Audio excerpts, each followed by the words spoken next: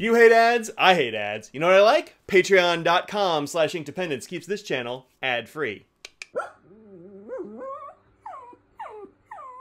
Hello folks, welcome to Inkdependence. I'm Mike, and this is Cross Black. This is one that I've been using for an embarrassingly long time. I got this for review from Pen Heaven in London, so if you are in the UK, go check out Pen Heaven, and if you're in the US, check out Pen Heaven too, because their shipping is very reasonable, and they've got a good supply of things over there. Cross, I think, is one of the inks that is sort of criminally undervalued. I think Cross inks punch way out of their weight class. This is a 62.5 milliliter bottle. It is $12 at Pen Heaven, and it is like, it's a really nice solid bottle. Got this nice lion on the top. When you open it up, this whole top spins, and there you go. I have had a couple times happen where with Cross inks, where the glue between the square and the inner cap will kind of come loose, but just glue it back together. It'll work just fine. Or just, leave the top, leave the square off and just kind of use the circle. It'll be fine. But this ink is very good. I've also used their violet and their green and I don't know, maybe one or two others, and they've always been surprisingly good.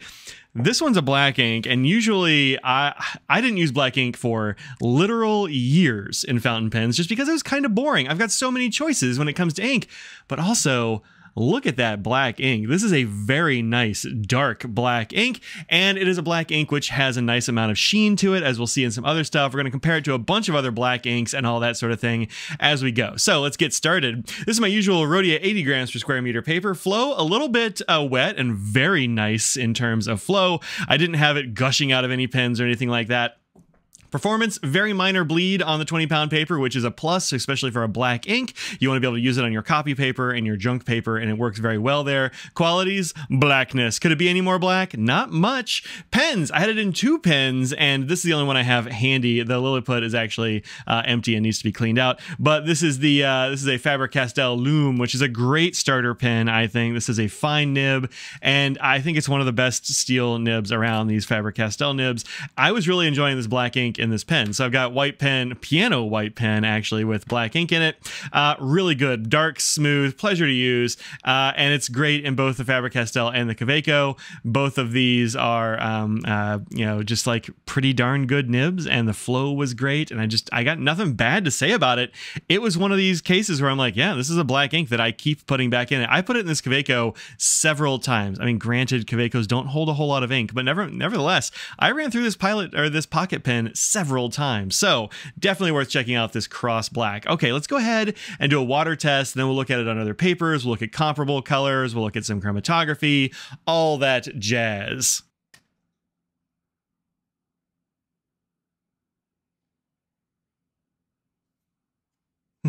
Stay where I want you to be. What are you doing? Where are you going? Where are you going, paper? Or water? Whatever, close enough. We are trying to test and see if it's water resistant, so I guess we'll see here, won't we? Okay, you can definitely see some of the black moving, but I mean, you can also see the lines sticking around, so that's pretty good. Let's mop this up.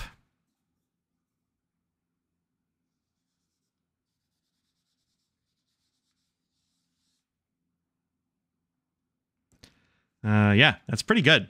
That's pretty good. It's a little bit damp. Come on. Come on, water. Yeah, no, that's pretty good. There's I mean, you can definitely see that water got on this, but also you can absolutely read all the things on here. Nothing is really gone, just kind of, yeah, it looks fine. I'm going to say this has got some water resistance. Is it waterproof? No, but it is definitely water resistant for sure. If you dump your cup of water or your coffee on here, you will absolutely be able to read this ink. So that's pretty great. There's a chromatography for this ink, and what's in this ink?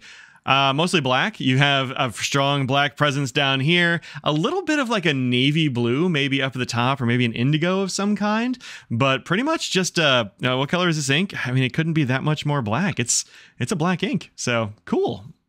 All right, let's look at it on some paper. Here we have it on our terrible paper. This is the Staples 20-pound, 30% recycled copy paper. And you can see a few feathers here and there. It's not a big deal. That's pretty good for fountain pen ink on this bad paper. And you can see it did do a little bit of bleeding, like just a little bit, like spots here and there. But that's also pretty much par for the course. Very few of these don't have any. What's this pink one?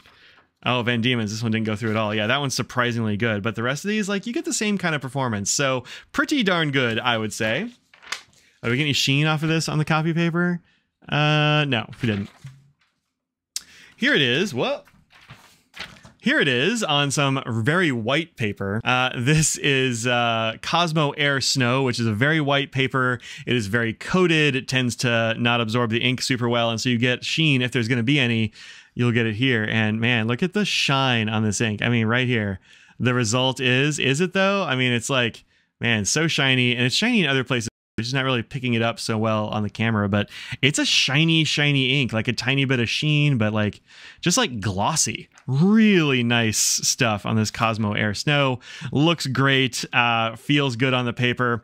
Just, yeah, Cross Black's kind of a winner. All right, here we have the Galen Leather Co. Everyday book. This is Tomoe River paper, and there are those two. I put this in there back in July. And yeah, you can definitely see there's a little bit of shine on this paper for sure. Especially like right in here. I don't know. Let me get a flashlight. Yep, there we go. There's the shine. You can definitely see some of that shine going there. But yeah, just a very shiny black ink. Real cool. Looks great on this paper. And of course, no bleed through or anything. This is Tomoe River. No problems. It does show through, but it's a black ink on a thin paper. Then here we have my Inky Fingers Currently Ink Journal. This is wheat straw paper, kind of a medium paper with a good fountain pen performance. And yeah, just super black on here. Nothing wild, but just a very, very black ink. Looks great. I think actually looks better from the medium here than it does from this fine nib. Which is, I mean, given my preference for larger nibs, I think totally unsurprising, but it looks really good. It's a great black ink, performs real nice. Okay, let's take a look at some color comparisons. We're gonna have a bunch of these. So this is, of course, a Colodex card. You can find a link down below from you can find this at your favorite purveyor. I get it straight from Anna at Well Appointed Desk. She makes it. You can see there's definitely a lot of shine on this one. Like you can definitely see that is a shiny black, which is cool. This is Dominant Industries Base Black, which is even shinier. It did smear a little bit, but that was actually before it dried. I haven't had any problems with the smearing afterwards, so it's just I touched it before it dried. That's on me. But even shinier black, Dominant Industry there. Then we have Scribe Ink Onyx, and these are the inks that got me back into black inks. I tried this Onyx. I was like, oh, this is real nice. And then I tried Dominant Industry Base Black. I'm like, oh, this is real good. And then I got sent this one from Pen Heaven. Thanks, Pen Heaven. And I'm like, oh, that's really good too. These are still like top of the heap for black inks. Twisby Black, which I actually haven't gotten around to using yet, but this is, again, a very dark black, a little bit of shine there, so that's cool. Of course, Aurora Black, which is always a banger. And as you can see, Cross Black is like, I'd say comparably black to Aurora Black. Not quite as shiny, perhaps, but it's comparably black. Let's kind of put that in the middle there. Aurora Black is extremely wet. It's great in your dry pens, but not great in your wet pens. So awesome, but situational. Let's go ahead and just move that. Then we have Platinum Carbon Black here, which is another black that everybody really likes, which is a pigmented black. You see this one has a bit more of a shine to it. It's not really a silver shine.